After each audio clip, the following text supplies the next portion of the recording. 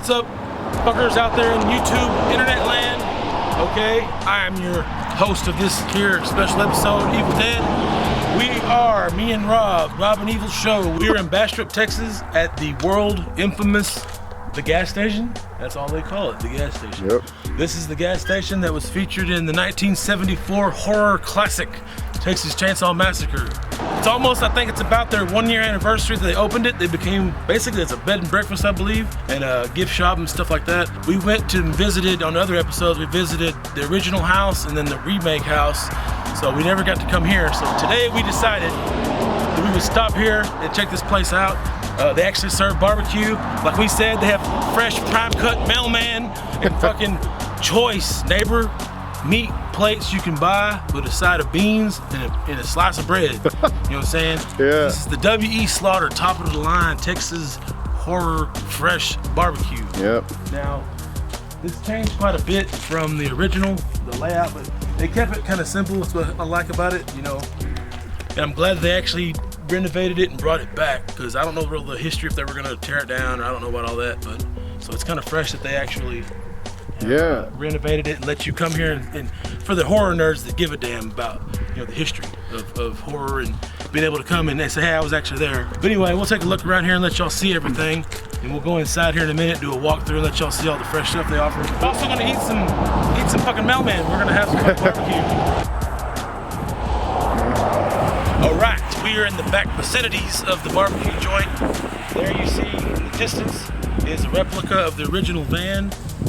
He said unfortunately they don't have the original, but still that is badass and fresh that they have to have this. Anything to help represent a little bit of history for people that don't really know the thing about Texas Chainsaw Massacre, because some people, the story of that movie was so ingrained and so well presented that people still to this day will argue that it's real, that the facts they say, oh, I swear I know somebody who knew somebody who did this. No, the story is not real. It was based on Ed Gein. The thing about Ed Gein was he was a Wisconsin serial killer. Well, he wasn't even a serial killer. He only killed like 2 or 3 people. And the thing is, you know, OG style, he's the real OG technically, because he helped spawn all this. But Ed Gein, yeah, it was based on Ed Gein. Several movies have been, Silence of the Lambs, different movies. That's how crazy that story was with Ed Gein and the things he did that inspired down here. Leatherface become legend now, and it became its own thing. It's so ingrained or whatever that people swear that it was real. Yeah, we have a replica of the van from Texas Chainsaw Massacre. From what I can tell, it's actually pretty, I mean, it's the same van from what I remember. There's moths trapped inside.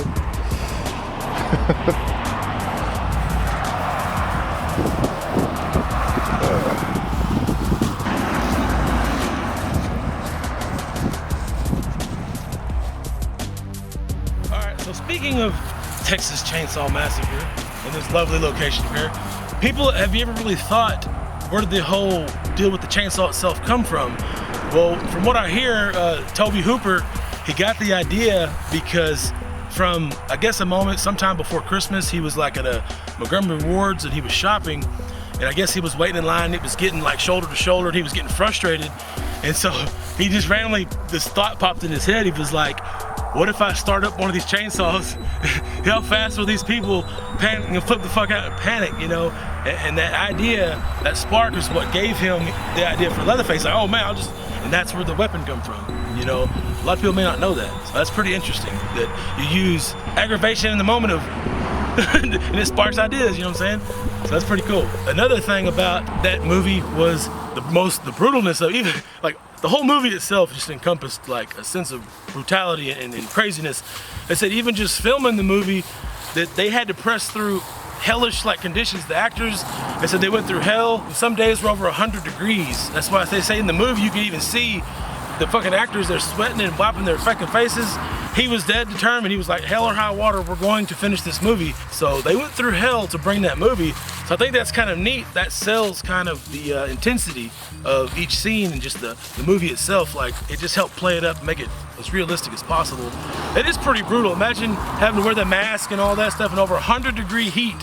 And they said they would just shoot constantly. They didn't have time to wait for better weather. They straight up guerrilla styled the shooting. So that's pretty intense, man. I mean, so props to those guys, you know, that went through all that hell. to bring you the freshness and flavor of Texas Chainsaw Massacre.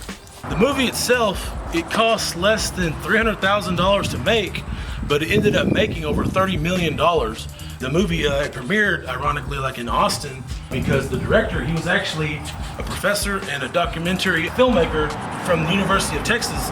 Something funny, he tried to, when he made the movie, he tried to make it PG-13. He wanted to cut as much of the gore out as he could, because I guess he just wanted that good rating, but clearly you can see that shit didn't happen. That boy got an R, and I think the movie itself would have been terrible if they would have tried to water it down like that and not let it be what it is. I just think that's pretty interesting that even with just that minimum budget and all the stuff working against them, look what they created. They made a damn classic, which is pretty amazing to me, you know. So we're back here in the back of the gas station where they have cabins that you can rent for the night or however long. They seem really nice, actually. From everything I've seen, from the bathrooms to all the amenities, it's been really nice, actually. I think this would be a great stop for any Texas Chainsaw Massacre fan or horror fan in general. All right, a little bit of piece of quick trivia. Famous Coca-Cola sign here above the gas station. In Gunnar Hansen's book, Chainsaw Confidential, he was explaining a little fact. The family, their name was actually Slaughter, not Sawyer. And it's kind of a play on words. If you look, it actually says W.E. Slaughter, as in we slaughter, you know what I'm saying? It's like a little gag. So I just thought that was kind of funny.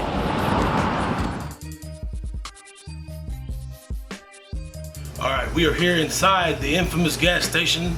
For all the people who can't be here, this place is pretty freaking badass. For any horror fan, I'm geeking out because they have so much awesome stuff. They have horror stuff here I've never even seen before, so that's kind of awesome. Rob was sure to pick up the Leatherface pop, so if you're in town, make sure you get the Leatherface. You better represent. All right, we're gonna do a quick walkthrough, then we're gonna have some barbecue. This is actually really awesome because I was just telling Jason this around Halloween. We went to like Spirit, and you know, Spirit used to have all the latex masks, and now they had zero. I mean, really, I mean, they had some on the shelf, you know, the mass marketed stuff, I guess, but it was really hard to find latex masks like these. So it's cool to see these on shelves. I don't know, just for me anyway. I remember, you know, when you're younger, you could go to these Halloween stores and find them all day long. Nowadays, it's, I don't know what it is, but they're much harder to find, at least in my experience. Yeah, I mean, you've got everything here, like Evul said. I mean, there's merchandise of all types. Yeah, I mean, it's all here. It's not just Texas Chainsaw Massacre stuff. I mean, you've got everything from Predator to Jason to Freddy to Michael Myers. We got the Texas Chainsaw 3D Grandpa Sawyer jacket worn by John Duggan. The worn shirt worn by Bill Mosley. Who's a great guy. But yeah, there's a ton of merchandise here. I collect pops, so I had to pick up the Leatherface, like Evil was saying. Chucky. There's a lot of awesome stuff here, fairly priced. Yeah, that's cool, like Freddy. Never seen that before. Yeah, there's a lot of stuff here actually that I haven't seen. There's more packed in this little place than I've seen in specialty shops. Not that it's super little, but you know, they got t-shirts, they got throw pillows, yeah.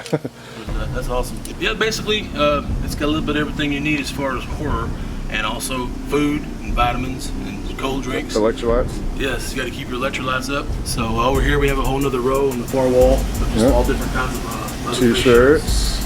Basically, you need to go check this out. The video won't do it justice.